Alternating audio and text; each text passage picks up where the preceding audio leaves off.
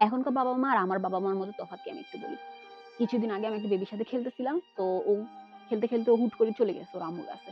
ওর আম্মুর কাছে গিয়ে কি বলল না বলল, ওর আম্মু আমাকে হঠাৎ করে আসি বলে, "আপনি কেন আমার বেবিকে মারছেন?" এখন আমি বলব যে, "আন্টি, আন্টিও বলার সুযোগ দিচ্ছে না মহিলা। মহিলা মানে বাসার থেকে প্রস্তুতি নিয়ে আসছে আমার সাথে ঝগড়া করবে।"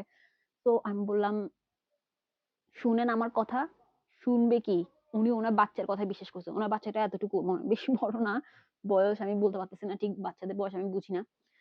তো আচ্ছা যাই হোক আমি পরে দিয়ে রিয়ালাইজ করলাম যে বাচ্চাটার কথাই শুনবে। উনি আমার কথা একটু শুনবে না। তো আমি সেখানে চুপ করিয়া ছিলাম। আর বলতেছে, "দূরু ওরেও সালাম, তোর বাচ্চাকেও সালাম। জীবনেও খেলব না আর বাচ্চাদের সাথে।"